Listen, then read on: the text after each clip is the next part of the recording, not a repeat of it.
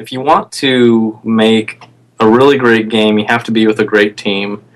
So identifying a great team is really hard. Like, you're not going to know that at the very beginning because you have no experience with it if you're just getting in the industry. So getting into the industry from someone who's on the outside, it doesn't matter what your job is.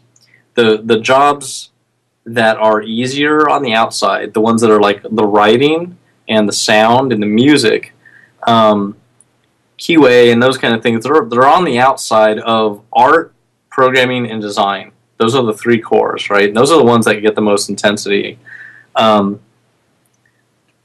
So number one is you have to have a positive attitude. If you're going to go into the game industry, prepare to get your shit canceled constantly. And know that the journey is the reward while you're making a game. Like, when the game is out, the game's done and it's out. Unless you're making an MMO, that's a completely different situation. But most people aren't. So if you're making a game, make the making of the game as fun as you possibly can. To make a really fun game, you need to have fun. If you're not having fun at work, your game is going to suck.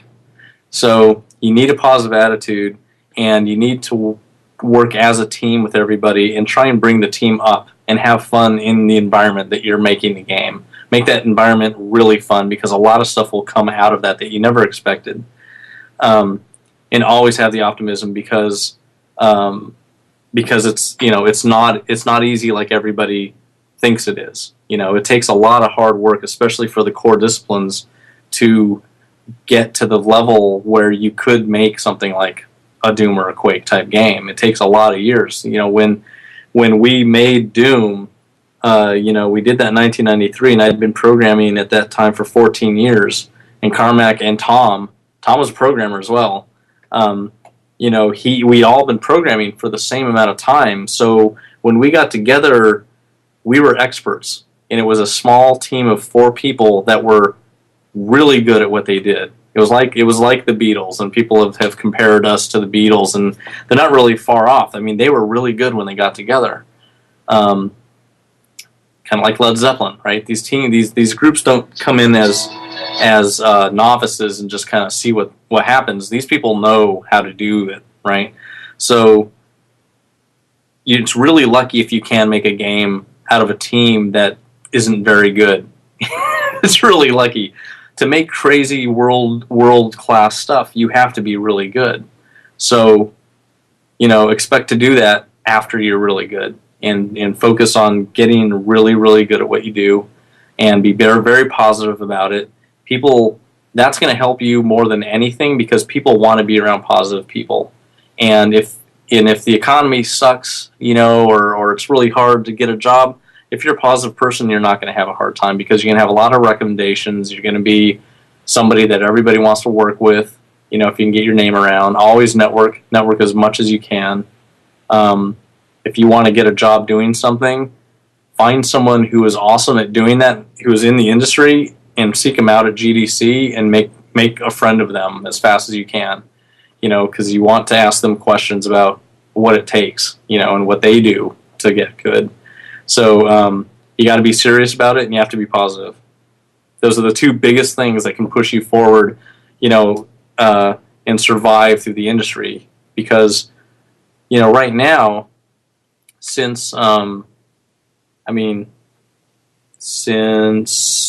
let's say 95, when Windows 95 came out, it's been 15 years since then, but everybody's been on one machine, right? Windows. It's not very hard, right? I mean, it's one system.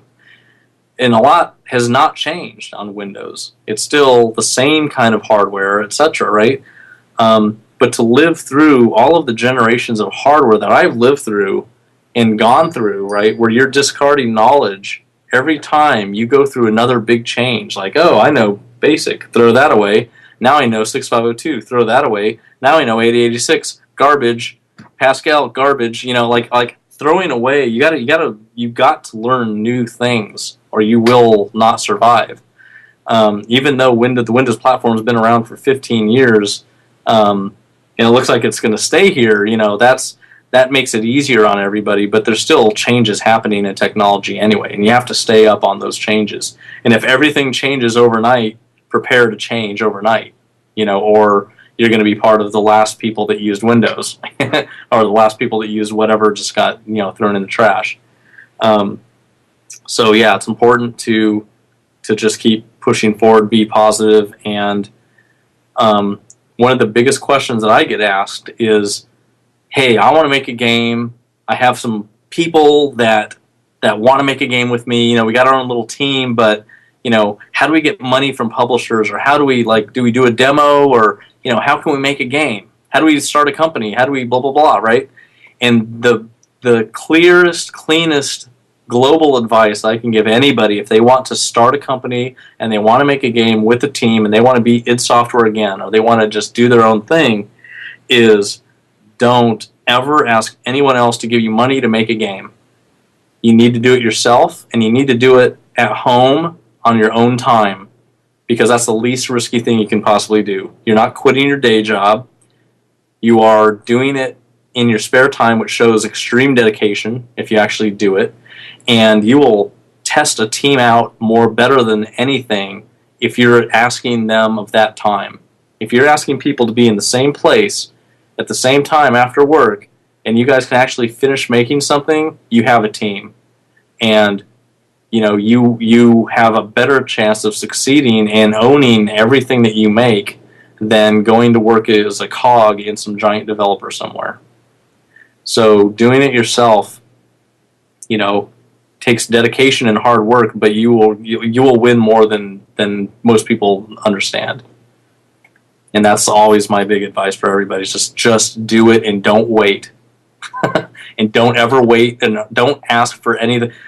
The more that you rely on people outside of your core people, the more let down you're going to be, because people don't have the same passion and intensity that you have about what you're doing. So if you're depending on someone else out there, they're going to fall down and you're going to take a hit. And you can't let that optimism go away because people fall apart when you're trying to get an internet team together, because the internet teams are hard to make work. You need those people together in the same room to get the synergy and the culture. So that's what it takes to kick ass, is dedication and positive attitude.